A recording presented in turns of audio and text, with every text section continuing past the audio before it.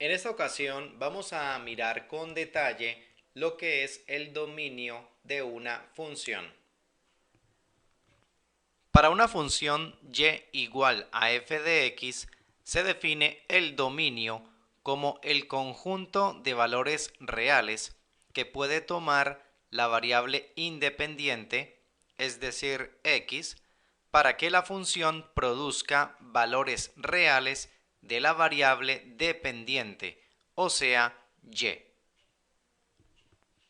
Recordemos que una función puede asemejarse a una máquina procesadora, como esta que hemos representado en color amarillo. Aquí tenemos entonces la función f de x, que es una función de variables reales. Eso significa que los valores de x y de y corresponden al conjunto de los números reales. A esta función ingresa un valor de x y al procesarse da como resultado un valor de y. Los valores de x salen de este conjunto que se llama el dominio de la función. Es un subconjunto de los números reales y son los valores permitidos en la función para que se produzcan valores reales de la variable y. A continuación, vamos a mirar las claves para encontrar el dominio de diferentes funciones de tipo algebraico. Si la función f de x es un polinomio de cualquier grado, entonces puede ser de primer grado, donde tendríamos lo que se llama una función lineal, o un polinomio de segundo grado, donde tendríamos una función cuadrática, o un polinomio de grado 3, allí sería una función cúbica, etcétera. En ese caso, el dominio de la función es el conjunto de los números reales. X pertenece a los reales. Realmente en estos casos no existe ninguna restricción para X. Cualquier valor de X perteneciente a los reales es bienvenido en la función polinómica.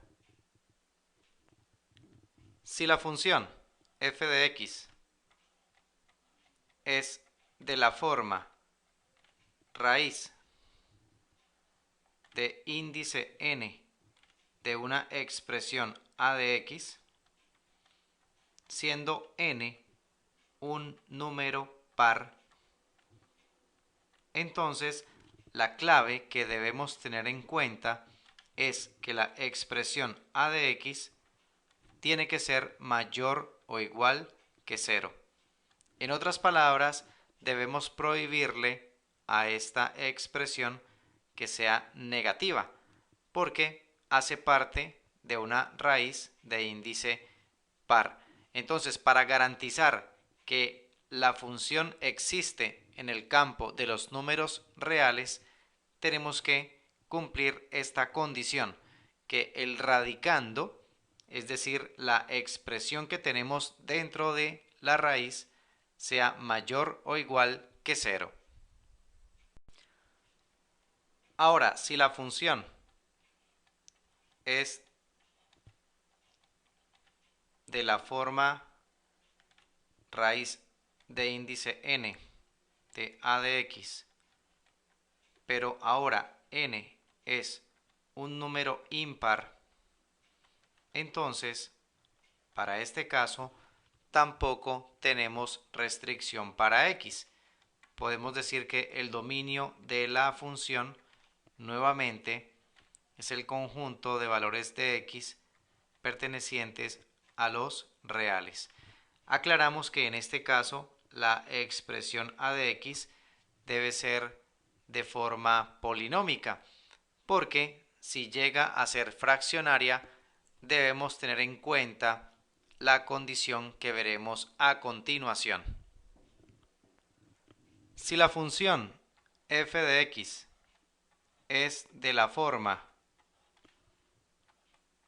a de x sobre b de x, o sea, lo que se conoce como una función racional o sencillamente fraccionaria, entonces tenemos que garantizar que el denominador, es decir, b de x, sea una expresión diferente de 0. Siempre que la función sea fraccionaria o tenga un componente fraccionario, tenemos que garantizar que el denominador de esa fracción no sea 0. También podemos tener el caso en que la función f de x sea de forma fraccionaria,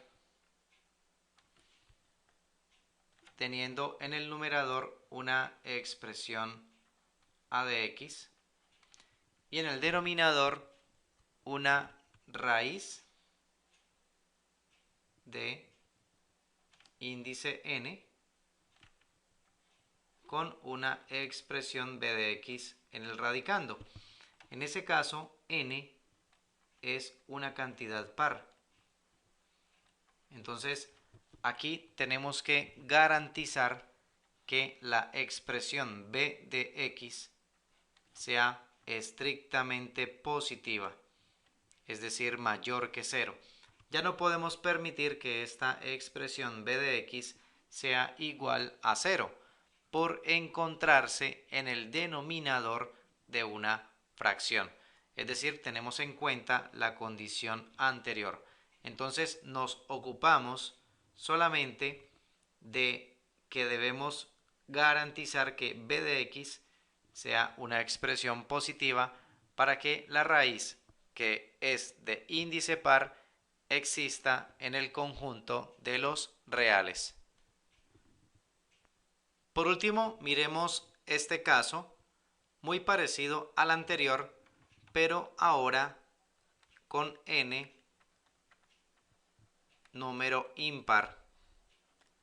La clave que debemos tener en cuenta para esta situación es que la expresión b de x, la que tenemos dentro del radical, tiene que ser diferente de 0.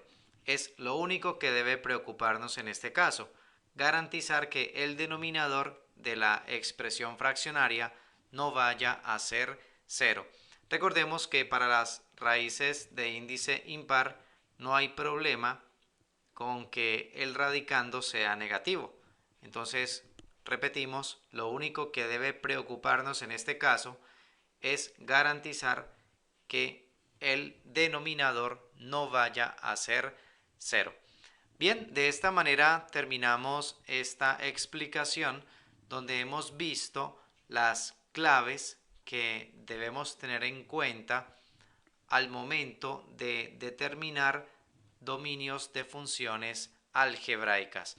En el próximo video vamos a mirar ejemplos de cada una de estas situaciones.